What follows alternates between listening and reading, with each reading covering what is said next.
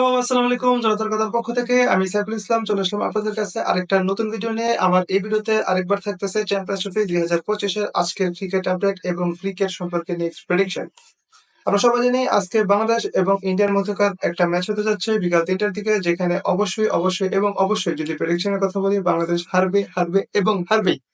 এটাই প্রেডিকশন, এটা নিয়ে কোনো সন্দেহ নেই। সো বাঙালি, বাংলাদেশের ইমোশন, বাঙালির জাতি, তোমরা তোমাদের ইমোশন গুলো দূরে রাখো এবং রিয়ালিটি মাইনে নাও। বাংলাদেশ আজকে হারবে এবং হারবেই। আপা পালাইছে, বাংলাদেশ হারছে, এতে কোনো সন্দেহ নাই। ওকে, তারপরে বাংলাদেশ কেন হারবে, কি কারণে হারবে, কিভাবে হারবে, কখন হারবে, কিভাবে হারবে, কি কারণে হারবে, তার সবগুলো কারণ যদি আমরা জানতে চাই, তার ভিতরে ছোট্ট কিছু কারণ আমি অবশ্যই আমার এই ভিডিওতে রেখেছি। সো ভিডিওর পরবর্তী স্টেপ শুরু করা যাক। Wow, he's picked the bones of that one.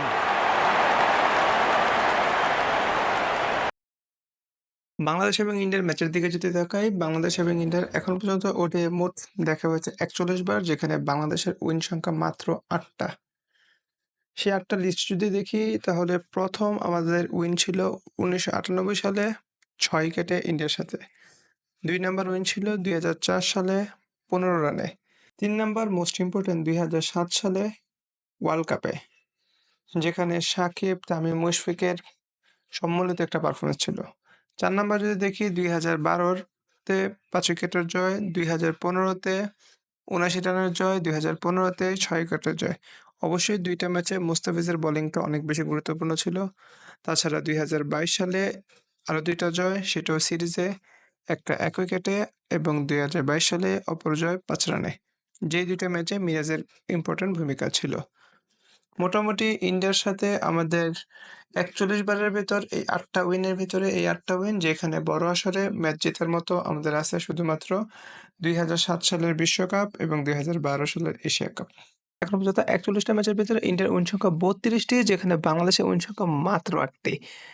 India এবং বাংলাদেশের এই কোলাবোরেশনের ক্ষেত্রে, যেখানে বাংলাদেশ যোজন পিছিয়ে আছে ইন্ডিয়া থেকে, সেখানে খুব সহজেই বলা যায় বাংলাদেশ এই ম্যাচে কখনোই ইন্ডিয়ার সাথে জিতবে, এই ভাবনাটুকু করা একান্তই বোকামি ছাড়া আর কিচ্ছু না। তবুও বাঙালির জন্য সান্ত্বনা হিসেবে যদি আমরা টপ 5 ক্লোজ ম্যাচের কথা চিন্তা করি, যেগুলো বাংলাদেশ ইন্ডিয়ার সাথে জিততে পারতো, এরকম সংখ্যাগুলো হতে পারে ২০১৮ এশিয়া কাপের ফাইনাল ম্যাচের কথা, যেখানে লাস্ট বলে ইন্ডিয়া ম্যাচ জিতেছে, অথবা ২০২২ সালের ওডিআই সিরিজের কথা বলতে পারি, কিংবা ২০১৬ সালের এশিয়া কাপের কথা বলতে পারি, কিংবা ২০০৪ সালের ওডিআই সিরিজের কথা বলতে পারি, অথবা ২০১৫ কোয়ার্টার ফাইনালের সেই বিখ্যাত রোহিত শর্মার নো বলের ইনিংস, কিংবা মোহাম্মদুল্লাহর প্রায় ছক্কা হয়ে গিয়েছিল, সেখানে অনেকটা ইন্ডিয়ার চোরামি করেই আমাদের কাছ থেকে ম্যাচ জিতেছে, এরকম একটা ইনিংসের কথা। এই ছিল ইন্ডিয়া এবং বাংলাদেশের মধ্যকার একটা তুলনা, যেখানে বরাবরই বাংলাদেশ ইন্ডিয়া থেকে পিছিয়ে ছিল। ইন্ডিয়ার সাথে জিততেই পারতাম এরকম টপ 5 ক্লোজ ম্যাচের ভিতরে যদি আমরা প্রথমে চিন্তা করি, তাহলে ২০১৫ ওয়ার্ল্ড কাপের সেই বিখ্যাত ম্যাচের কথা, যেখানে ইন্ডিয়া আমাদের কাছ থেকে ১০৯ রানে জিতলেও রোহিত শর্মার সেই বিখ্যাত নো বলের ইনিংসটুকু আমরা কখনোই ভুলে যাইনি, যা আমাদেরকে সম্পূর্ণভাবেই সেদিন ম্যাচ থেকে বের করে দিয়েছিল, এবং কোয়ালিফাই থেকে সেমিফাইনাল ওঠার যে ছোট্ট স্বপ্ন ছিল, পুরোপুরি সেই স্বপ্নটুকু আমাদেরকে নষ্ট করে দিয়েছিল। পুরোনো দিনের সেই দুঃখ, কষ্ট, স্মৃতি যদি আরেকবার দেখতে চাই, তাহলে দেখতে পারি আমরা এই ভিডিওর মাধ্যমে।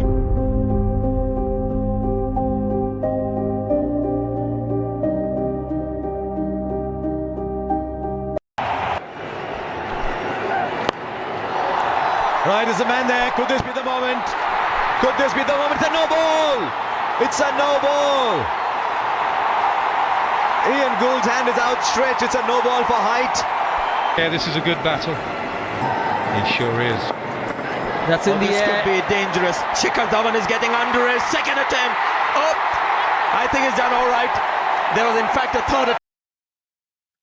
ভিডিওতে যদিও আমরা দেখতে পাচ্ছি স্পষ্ট রোহিত শর্মা আউট হওয়া সত্ত্বেও আম্পায়ার সেদিন নো বল দিয়েছিল। এর মাধ্যমে একটা জিনিস খুব স্পষ্টতই ক্লিয়ার, যে ইন্ডিয়া বড় আসরে বড় ম্যাচ জিততে হলে যে কোনো পথ অবলম্বন করতে একেবারে পিছপা হবে না।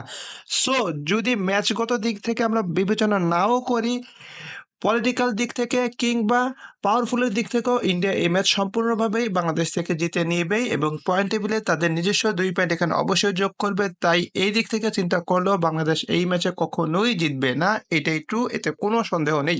আরো বেশি ইম্পোর্টেন্ট ম্যাচের কথা যদি বলি তাহলে ২০১৬ সালে টি-20 এশিয়া কাপের সেই ম্যাচের কথা বলতেই পারি। যদিও এশিয়া কাপ সেই বছর ওডিআই হওয়ার কথা ছিল কিন্তু টি-20 বিশ্বকাপ পরবর্তীতে খুব সামনে ছিল বলে পরবর্তীতে সেটা টি-20 এশিয়া কাপে রূপান্তরিত হয়েছে।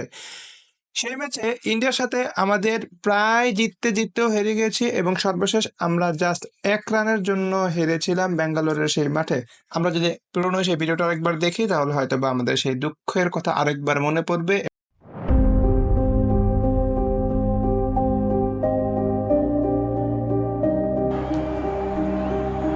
Seen 9 of this over already and a wicket. Full toss in the air. The fielder's coming in. Shikadawan for his second catch. He's taken it. What a catch in the deep. Jadeja it is. Well, they swapped the fielders around. Once again, right glove off. So he's only got the left glove. Here we go. Last ball through the offside. He's running through. Could be run out. Is he run out? Or is he in? We'll go upstairs. Some good work from Tony. He thinks he's got planning it. এর দিক থেকে আমরা যথেষ্ট পিছিয়ে আছি। He didn't throw it at all, but he thought he had the pace. Okay, Rob. He's got him.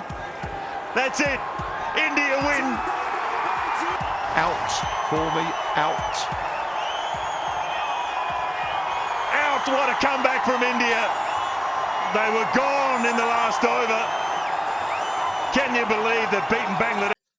ভিডিওর মাধ্যমে খুব স্পষ্টত একটা ব্যাপার ক্লিয়ার হয়ে গেছে। বড় আসরে বড় ম্যাচ, ইম্পোর্টেন্ট ম্যাচ কিভাবে জিততে হয় সেক্ষেত্রে বাংলাদেশ এখনো যোজন পিছিয়ে আছে। তাছাড়া মোস্ট ইম্পোর্টেন্ট মোমেন্টে বা ক্রুশিয়াল মোমেন্টে বাংলাদেশের নার্ভাসনেস, সঠিক চিন্তার অভাব, প্রপার পরিকল্পনা সবকিছুর বরাবরই একটা অভাব থাকে। সো এই দিক থেকেও যদি চিন্তা করি তো ইন্ডিয়ার সাথে এই ম্যাচ আমরা জিতবো এটা ভাবাটা অনেকটা বোকামো ছাড়া আর কোনো কিছুই না। তাই আসলেও আমরা এই ম্যাচ জিততেছি না। মোস্ট ইম্পোর্টেন্ট কতগুলো কারণের ভিতরে এটাও আরেকটা কারণ। ভিডিওতে অনেকগুলো কারণ দেখানো হলো যে কারণের মাধ্যমে স্পষ্টতই বোঝা যাচ্ছে বাংলাদেশ এই ম্যাচ হারবে, এতে কোনো সন্দেহ নাই। বাট তারপরেও অ্যাজ এ বাঙালি হিসেবে আমি আপনি সকলেই চাই বাংলাদেশ এই ম্যাচ জিতুক। তাছাড়া যেহেতু আমরা সবাই জানি বাংলাদেশ এই ম্যাচ হারবে, তারপরও বাঙালির একটা ইমোশনের বড় জায়গা হচ্ছে ক্রিকেট।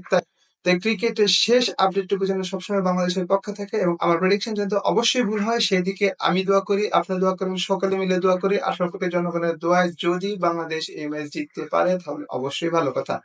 আর না পারলে তাহলে আর কি করি। প্রেডিকশন মিলে গেল, প্রেডিকশন বাংলায় জনতার কথা। ধন্যবাদ সবাইকে, ভালো থাকবেন, সুস্থ থাকবেন। এই বলে বিদায় নিচ্ছি আজকে আপনাদের কাছ থেকে। আসসালামু আলাইকুম।